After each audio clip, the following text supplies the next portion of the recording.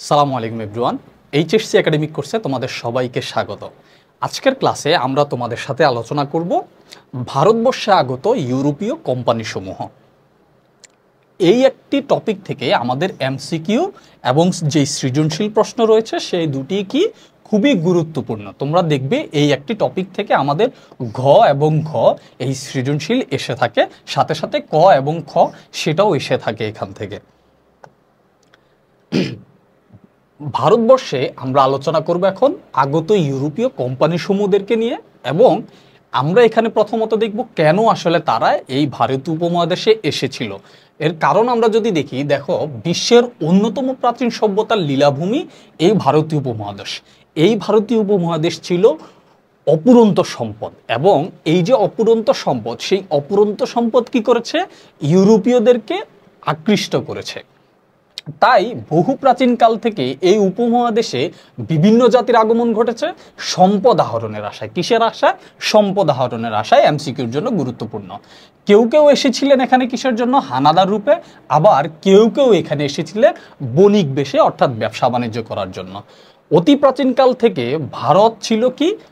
এই ভারতীয় উপমহাদেশ ভূমি, সমুদ্র এবং উত্তরে হিমালয় পর্বত দ্বারা কি ছিল? বেষ্টিত ছিল। যার ফলে দেখা গিয়েছে যে আমরা পৃথিবীর অন্যান্য যে রাষ্ট্রগুলো রয়েছে সেই রাষ্ট্রগুলো থেকে আমরা কি ছিলাম? বিচ্ছিন্ন ছিলাম। এই যে বিচ্ছিন্ন ছিলাম, এবং তাদের সাথে আমাদের কি হয়নি? কোনো ভাবের আদান প্রদান হয়নি, যার ফলে আমাদের একটি নিজস্ব সভ্যতা, নিজস্ব সংস্কৃতি গড়ে উঠেছিল। হ্যাঁ, তোমরা এখানে দেখবে যে না থাকার ফলে কি হয়েছে?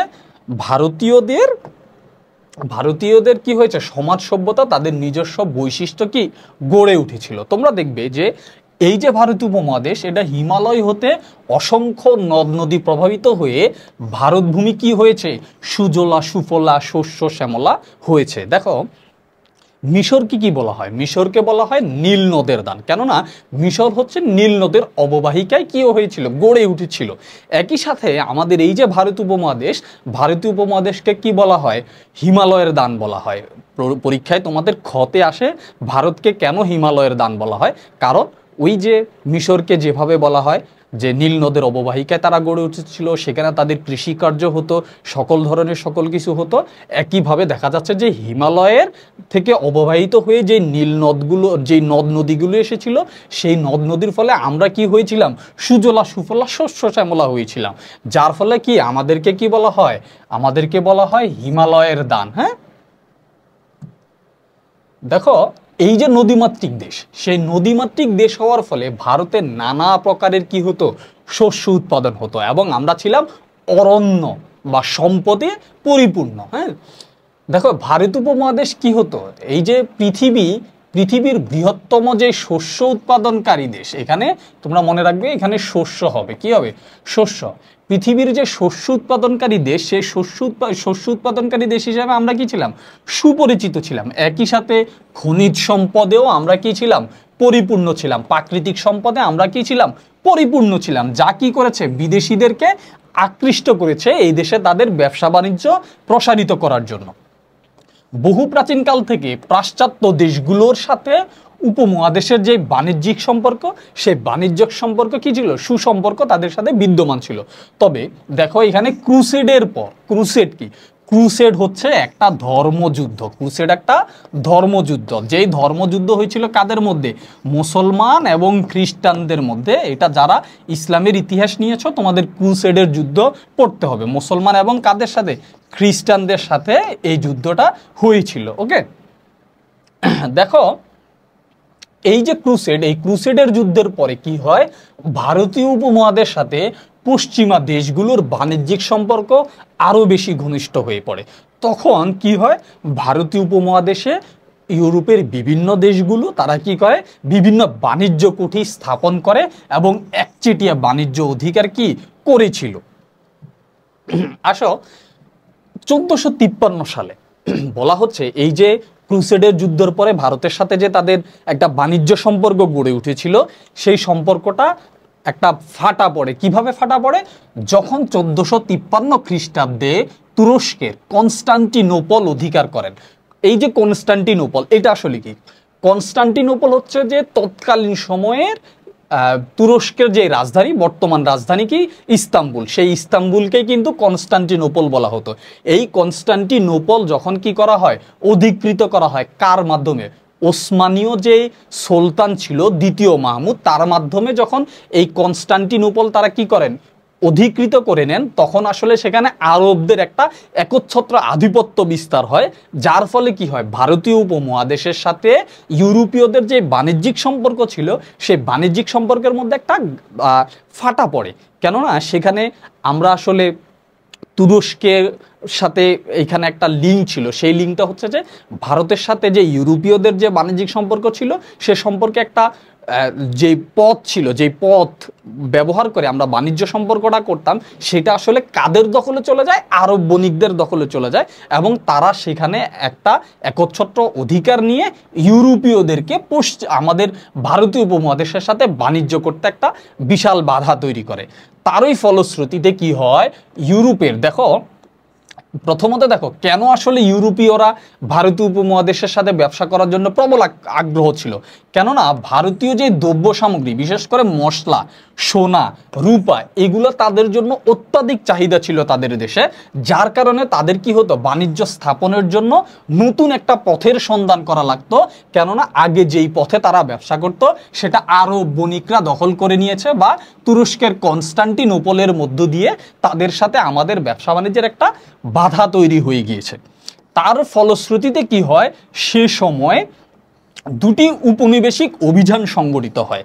একটি হলো কলম্বাস কর্তৃক 1492 খ্রিস্টাব্দে আমেরিকা আবিষ্কার, এবং পরবর্তীতে পর্তুগিজ নাবিক ভাস্কো দা গামা কর্তৃক ইউরোপ থেকে ভারতবর্ষে আগমনের যে জলপথ, সেই জলপথ আবিষ্কার। মনে রাখবে সেই জলপথ আবিষ্কার হয়েছিল, এখানে আছে 1498-তে। কিসে?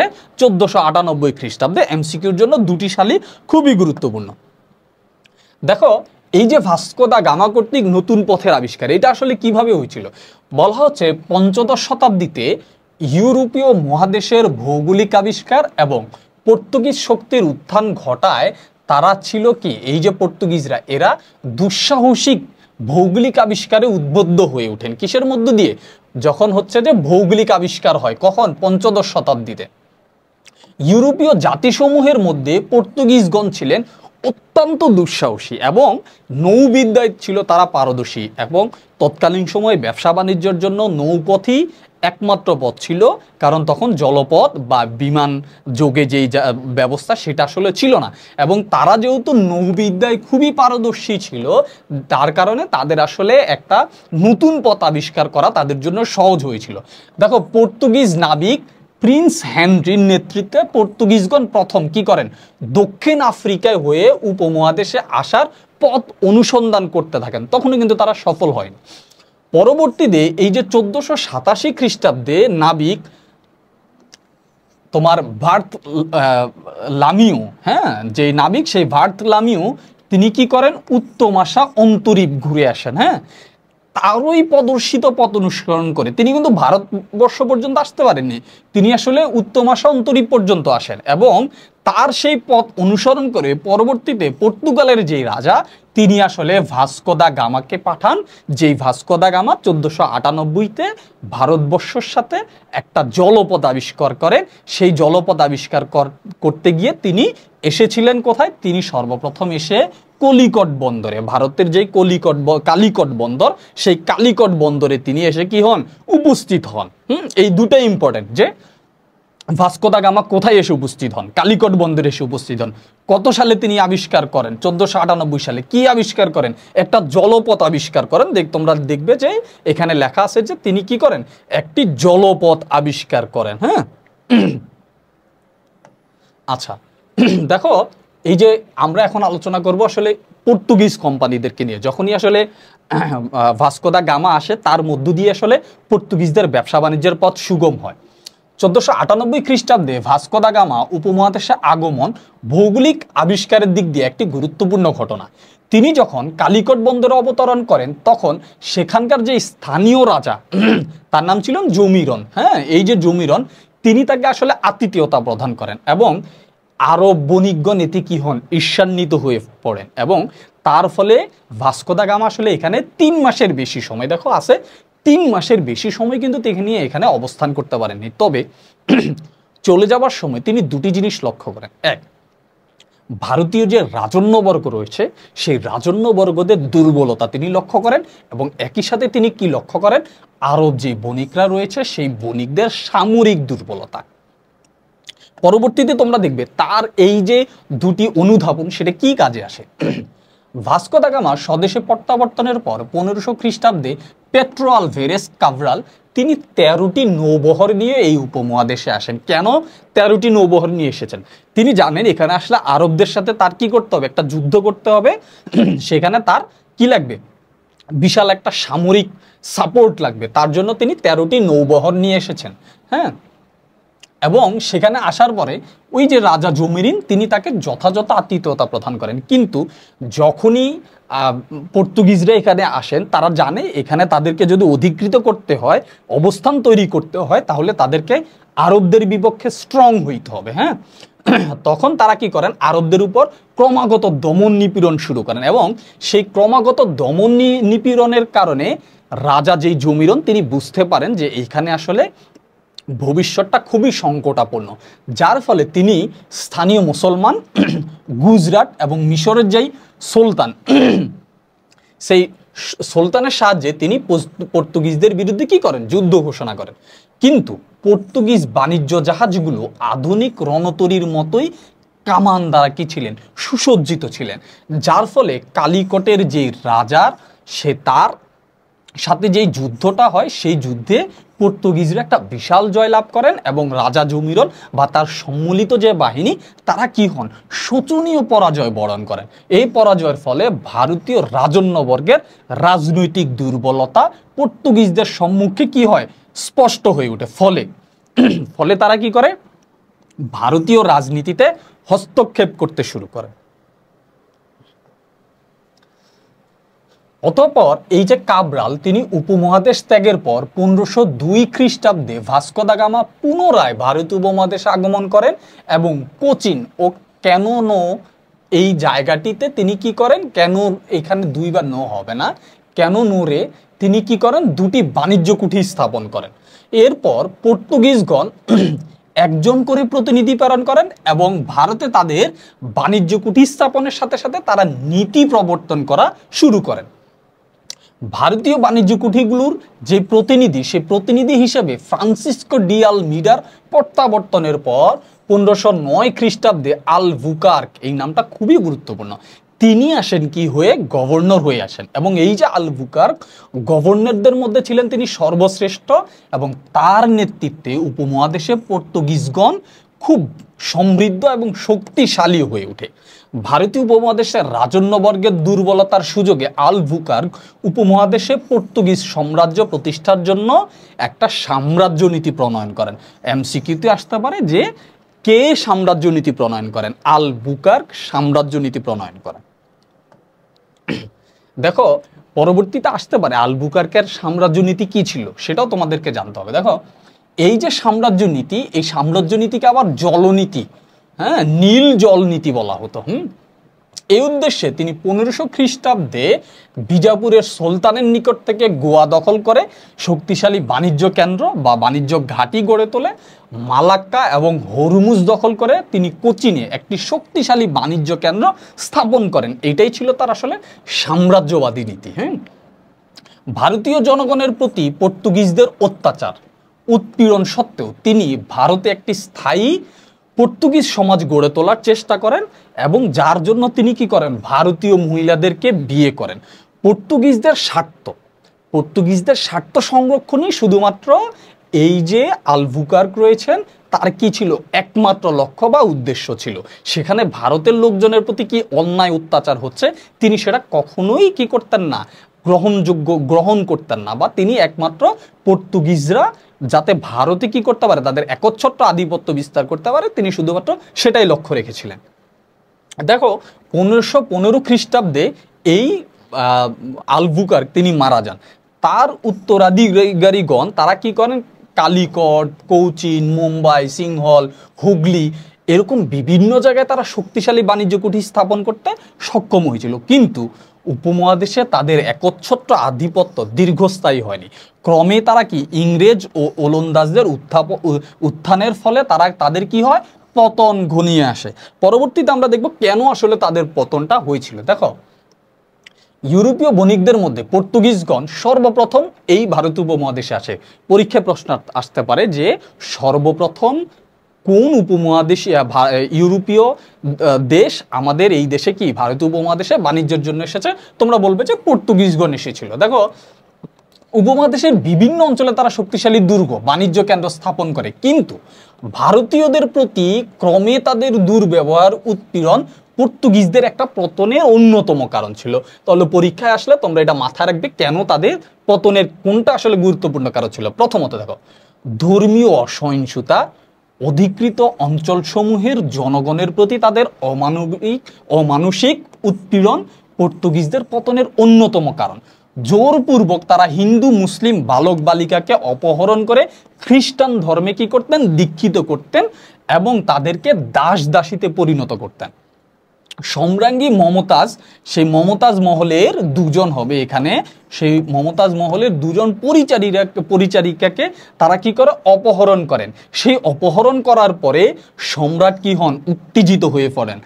এর ফলশ্রুতিতে কি হয়, সম্রাট 1632 খ্রিস্টাব্দে তারসিম খানের নেতৃত্বে এই বিদেশিদেরকে কি করেন, অবাঞ্ছিত ঘোষণা করেন এবং তাদেরকে হুগলি থেকে কি করেন, বিতাড়িত করেন। দেখো, দ্বিতীয়ত দেখো, পর্তুগিজ যে সরকার আলবুকার্কের পর আসলে ওই রকম প্রতিভা সম্পন্ন বা দক্ষ গভর্নর আসলে প্রেরণ করতে পারেননি, যাও ছিল তাদের পতনের একটা অন্যতম কারণ। হ্যাঁ, তৃতীয়ত দেখো, উপমহাদেশের অধিকৃত অঞ্চলসমূহের মধ্যে পর্তুগিজদের শাসন ছিল কি কুলুষিত, দুর্নীতিপরায়ণ। তারা নিয়মিত বেতন না পাওয়ার ফলে জনগণদের কাছ থেকে অতিরিক্ত কর আদায় করত। হ্যাঁ, যার ফলে জনগণরা তাদের প্রতি ক্ষুব্ধ হয়ে ওঠে, যাও ছিল তাদের পতনের আরেকটি কারণ। হ্যাঁ, এই যে তাদের নিষ্ঠুর ব্যবহার এবং তাদের খারাপ আচরণ, হ্যাঁ, উদ্ধতপূর্ণ আচরণ হবে, সেই উদ্ধতপূর্ণ আচরণ এদেশে পর্তুগিজদের শাসনের পরিপন্থী ছিল এবং এই উদ্ধতপূর্ণ আচরণ তাদের পতনের কারণ ছিল। চতুর্থত দেখো, 1580 খ্রিস্টাব্দে ফিলিপস তার নেতৃত্বে স্পেন ও পর্তুগাল কি করে, একত্রিত হয়ে ওলন্দাজ এবং ইংরেজদের বিরুদ্ধে যুদ্ধে লিপ্ত হয় এবং এই যুদ্ধে স্পেন ও পর্তুগাল তারা কি হয়, ক্ষতিগ্রস্ত হয় এবং ভারতে তাদের যে রাজ্য, সেই রাজ্য আর রক্ষণাবেক্ষণ করা তাদের পক্ষে সম্ভব হয়নি। সুতরাং আমরা এর মধ্যে দিয়ে পর্তুগিজদের যেই পতন, সেই পতনটা দেখলাম। এখানে আরো দুটো কারণ রয়েছে, আমি যদি একটু একটু করে তোমাদেরকে বলি। দেখো, স্বদেশ হতে প্রয়োজনীয় আর্থিক সাহায্যের অভাব। হ্যাঁ, এবং দেখো এই সময় তারা আরো 3টি ইউরোপীয় বণিক সম্প্রদায়ের আবির্ভাব ওই সময়টাতে ঘটেছিল। তারা হলো ওলন্দাজ, ফরাসি ও ইংরেজ। হ্যাঁ, তারা পরস্পর বাণিজ্যিক প্রতিদ্বন্দ্বিতায় লিপ্ত থাকায় তাদের মধ্যে সংঘর্ষ কি ছিল, অনিবার্য হয়ে পড়ে। পরস্পর শক্তি পরীক্ষায় লিপ্ত হয় এবং পর্তুগিজগণ উপমহাদেশে গোয়া এবং দিউ ব্যতীত সমস্ত বাণিজ্য কুঠিগুলো হারিয়ে ফেলে। শক্তির ভারসাম্য রক্ষা করতে না পেরে পর্তুগিজদের অপসারণ ভারতীয় উপমহাদেশে ইংরেজ ও ফরাসি শক্তির কি করে, উদ্ভব ঘটায় বা তাদের শক্তি প্রবল হয়ে ওঠে।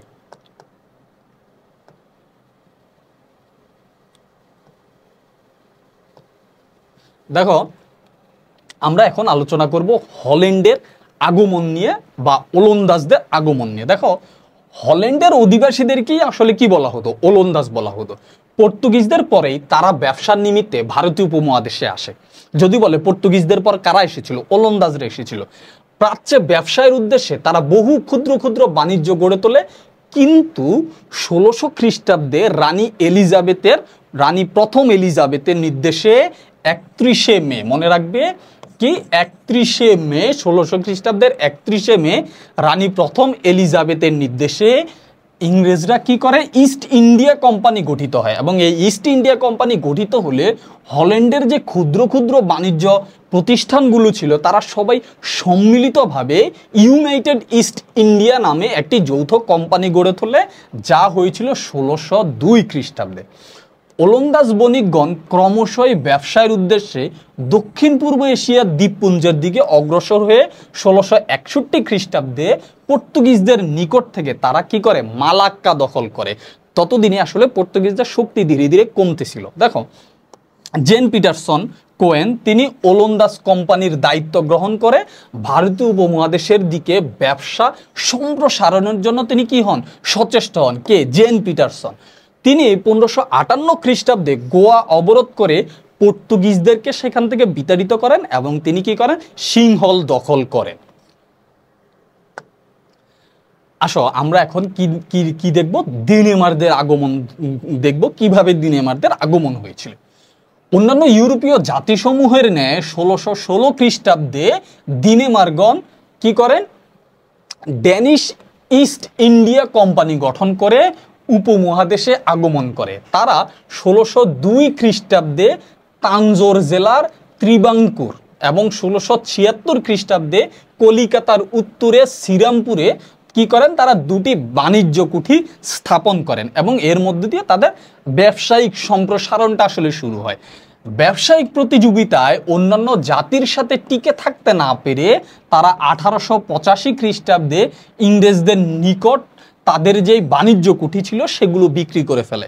যদি প্রশ্নে আসে কোন ইউরোপীয় জাতি তাদের ব্যবসায়িক যে কুঠিগুলো রয়েছে সেগুলো ইংরেজদের কাছে বিক্রি করে, তোমরা বলবে যে ডেনমার্কদের কাছে।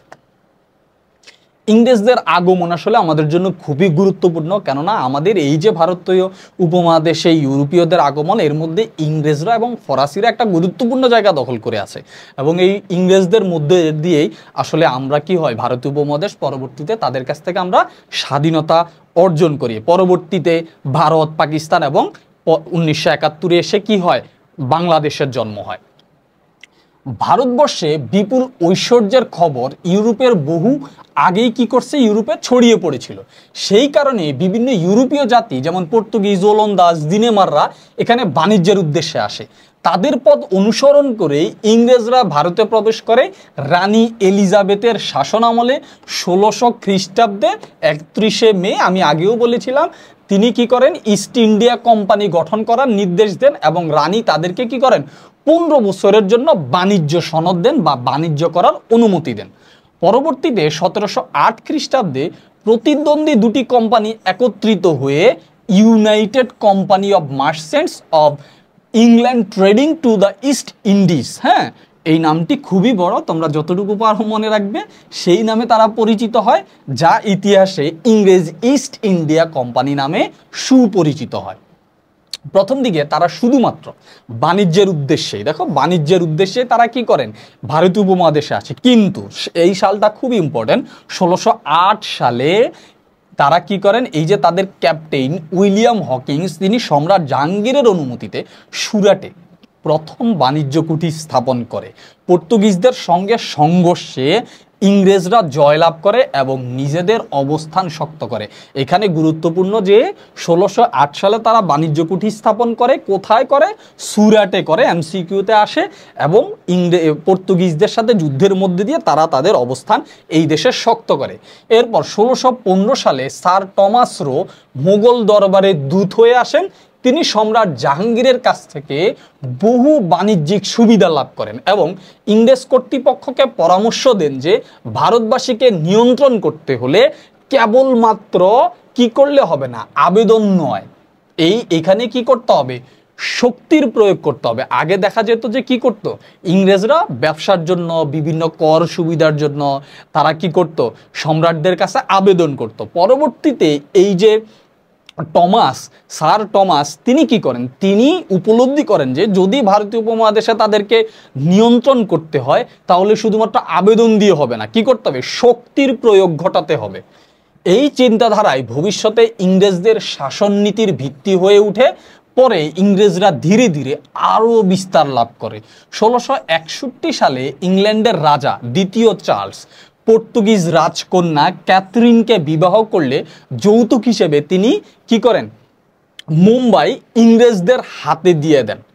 হ্যাঁ, বা সেটা হচ্ছে যে ইংরেজদের হাতে চলে আসে। পরবর্তীতে এই মুম্বাই থেকে তারা কি করতো, ইজারা নিত, এবং এটা পরবর্তীতে সম্পূর্ণরূপে তাদের অধিকৃত হয় বা তারা কিনে নেয়। কে? ইংরেজরা।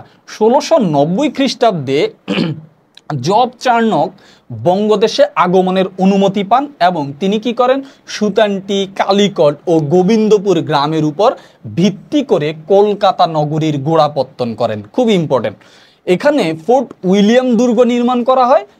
এইভাবে ইংরেজ East India Company Kolkata, Madras ও মুম্বাইকে তাদের প্রধান বাণিজ্য কেন্দ্র হিসেবে কি করেন, গড়ে তোলেন। মনে রাখবে কোথায় কোথায় তাদের প্রধান বাণিজ্য কেন্দ্র ছিল, কলকাতা, মাদ্রাজ এবং মুম্বাই। বর্তমান আমরা এটাকে পূর্বে কি করা হতো, মুম্বাই বলা হতো। হ্যাঁ, ওকে। দেখো, শুরুতে তারা কেবল বণিক ছিল, কিন্তু অল্প সময়ের মধ্যেই সামরিক শক্তি, রাজনৈতিক কৌশলের মাধ্যমে তারা শাসকের আসনে বসে ভারতের ইতিহাসের গতিপথই কি করে, পাল্টে দেয়।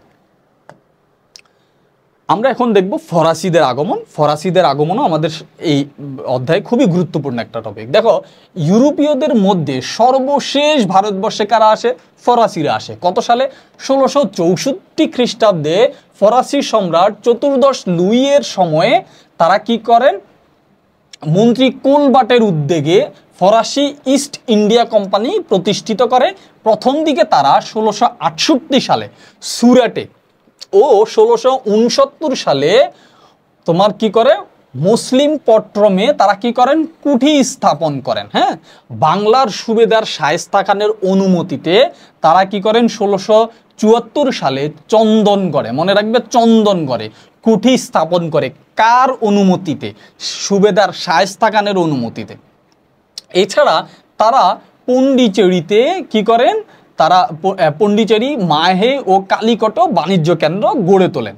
ঢাকায় ফরাসিদের উপস্থিতির স্মৃতি বহন করে আছে পুরান ঢাকার ফরেশগঞ্জ এলাকা। হ্যাঁ, এবং তাদের যেই ফরাসি ইস্ট ইন্ডিয়া কোম্পানি এবং ইংরেজ যে ইস্ট ইন্ডিয়া কোম্পানি, এই দুটি কোম্পানির মধ্যে মৌলিক পার্থক্য হচ্ছে যে ফরাসি যে ইস্ট ইন্ডিয়া কোম্পানি রয়েছে সেটা ছিল সরকার কর্তৃক নিয়ন্ত্রিত, কিন্তু আমরা দেখব ইংরেজ যে ইস্ট ইন্ডিয়া কোম্পানি সেটা ছিল কি, বেসরকারিভাবে ব্যক্তি উদ্যোগে নিয়ন্ত্রিত। অর্থাৎ সরকারি যে নিয়ন্ত্রণ, সেই নিয়ন্ত্রণ মুক্ত ছিল কে, ইস্ট ইন্ডিয়া। যার ফলে তারা খুব সহসাই নিজেদের মন মতো করে ভারতীয় জনগণের প্রতি অত্যাচার চালাচ্ছিল এবং তাদের বাণিজ্য সম্প্রসারণ, রাজনীতিতে অধিকার, সকল কিছুই আসলে নিজেদের মতো করে করতে পারছিল।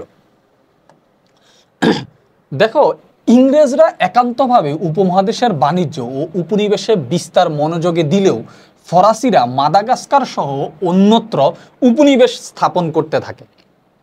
ফলে ভারতে তাদের প্রভাব তুলনামূলকভাবে দুর্বল হয়ে পড়ে। কাদের তুলনায়? ইংরেজদের তুলনায়। তবে 1720-এর পর ফরাসি কোম্পানি কিছুটা শক্তি সঞ্চয় করে। তারা মরিশাস, মাহে, কারিকর প্রভৃতি স্থানে কুঠি স্থাপন করে এবং পন্ডিচেরিকে তাদের প্রধান বাণিজ্য কেন্দ্র বানায়। এখানে একটি দুর্গ তারা কি করেছেন, তৈরি করেছেন, এবং এখানে তারা স্থানীয় যে সৈন্য রয়েছে, দেখো স্থানীয় সৈন্য তাদেরকেও তারা নিয়োগ দেন। 1742 সালে জোসেফ ডুপ্লে পন্ডিচেরির গভর্নর হলে তিনি ফরাসিদের রাজনীতিতে সক্রিয় করে তোলেন। ইম্পর্টেন্ট কথা, তিনি কি করেছেন, ফরাসিদেরকে পরবর্তীতে রাজনীতিতেও সক্রিয় করে তোলেন। ভারতের রাজনৈতিক নিয়ন্ত্রণ নেওয়ার চেষ্টা শুরু করেন। ইউরোপীয়দের মধ্যে শুধুমাত্র ইংরেজরা এবং ফরাসিরা কি করেছেন, ভারতের রাজনীতিতে কি বলা যায়, সক্রিয় হয়েছিলেন। এর বাইরে অন্যান্য যে ইউরোপীয় জাতিসমূহ এসেছে তারা আসলে ভারতের রাজনীতিতে কখনো ঢোকার চেষ্টা করেননি।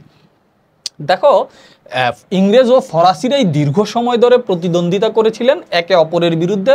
পর্তুগিজ, ওলন্দাজ, দিনেমার, সুইডিশ, অস্ট্রিয়ান, এমনকি গ্রিকরাও ভারতবর্ষে এসেছিল, কিন্তু শেষ পর্যন্ত তারা সবাই ব্যবসা গুটিয়ে দেশে ফিরে যায়। শুধুমাত্র ইংরেজ ও ফরাসিদের প্রতিযোগিতায় ভারতবর্ষের রাজনৈতিক ইতিহাসের একটা গভীর প্রভাব ফেলে।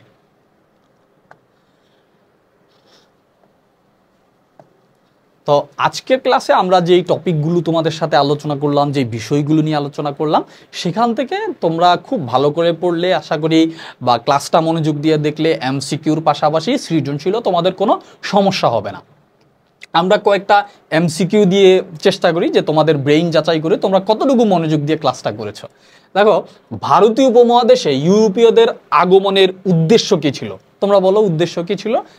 ব্যবসা করা ছিল উদ্দেশ্য। দেখো, ব্যবসা করা ছিল উদ্দেশ্য, আমরা প্রথম স্লাইডেই কিন্তু এটা বলেছিলাম। পরবর্তীতে দেখো, প্রথম কোন ইউরোপীয় জাতি ভারতবর্ষে আগমন করে? আমি জানি এটার উত্তর তোমরা জানো, সেটা হচ্ছে পর্তুগিজরা। দেখো, পর্তুগিজরা। পরবর্তীতে দেখো, এই প্রশ্নে কি বলা আছে? ভারতে আসার জলপথ আবিষ্কার করেন কে? কে করেছিলেন? Vasco da Gama. হ্যাঁ, ভাস্কো দা গামা জলপথ আবিষ্কার করেছিল। এইখানে দেখো, এই প্রশ্নটাতে আসলে একটু ভুল রয়েছে। প্রশ্নটা বলা হচ্ছে ভাস্কো দা গামা ভারতের কোন স্থানে প্রথম উপস্থিত হন? তোমাদেরকে আমি পড়ানোর সময় বলেছিলাম যে তিনি কালিকট বন্দরে আসে। কোথায় আসে? কালিকট বন্দরে। হ্যাঁ, এটা মাথায় রাখবে যে তিনি কালিকট বন্দরে আসে। কিন্তু এটা যদি দেখি, এটার উত্তর প্রশ্নটা তাহলে কি হওয়া উচিত ছিল? ভাস্কো দা গামা ভারতে কত সালে আসেন, অথবা বলার দরকার ছিল কত সালে তিনি ভারতে আসার জলপথ আবিষ্কার করেন। সেটার উত্তর হবে 1498। হ্যাঁ, এই যে 1498। পরবর্তীতে আমরা সৃজনশীল নিয়ে একটু আলোচনা করি। দেখো, বলা হচ্ছে উইলিয়াম জেমস একজন দুঃসাহসিক নাবিক ছিলেন। দুঃসাহসী নাবিক। যখনই দুঃসাহসী নাবিক দেখব, নাবিক মানে কি? নৌপথ বা নৌ বিদ্যায় যারা পারদর্শী। কারা ছিল নৌবিদ্যায় পারদর্শী? পর্তুগিজরা ছিল। তিনি এক নতুন জলপথ আবিষ্কার করেন, তার মানে ভাস্কো দা গামার কথা বলা হচ্ছে। সেখানে তিনি ক ও খ উপমহাদেশের মধ্যে বাণিজ্য যোগাযোগের নব যুগের সূচনা করেন। সেই পথ ধরেই পরবর্তীতে খ দেশটিতে আসে, ব্যবসা বাণিজ্যের ক্ষেত্রে ব্যাপক প্রসার ঘটে। আশা করি এটার উত্তর তোমরা জানো যে কোন দেশটি সম্পর্কে বলা হচ্ছে, কোন ব্যক্তি সম্পর্কে বলা হচ্ছে, সেটা তোমরা আশা করি জানো। তোমরা এই প্রশ্নের উত্তরগুলো কি করবা? আমাদেরকে নোট আকারে সাবমিট করবা।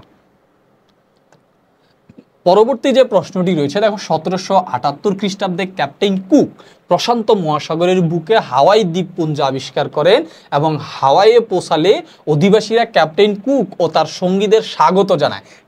সুতরাং কাদেরকে উদ্দেশ্য করে বলা হচ্ছে আশা করি তোমরা বুঝতে পারছো। বিভিন্ন কারণে শেষ পর্যন্ত আদিবাসীদের ক্যাপ্টেন কুক ও তার সঙ্গীদের অনেককে হত্যা ও বাকিদেরকে দ্বীপ থেকে বিতাড়িত করে। আশা করি তোমরা এই প্রশ্নের উত্তরও আমার আলোচনা থেকে ধরতে পেরেছ। সুতরাং এই প্রশ্নের উত্তরগুলো তোমরা আমাদেরকে কি করবে? নোট আকারে সাবমিট করবে। এই ক্লাসটি মনোযোগ দিয়ে দেখার জন্য তোমাদের সবাইকে ধন্যবাদ, এবং চেষ্টা করবে আমি যে যে অংশগুলো গুরুত্ব দিয়েছি সেটা গুরুত্ব দিয়ে পড়ার জন্য। ধন্যবাদ সবাইকে।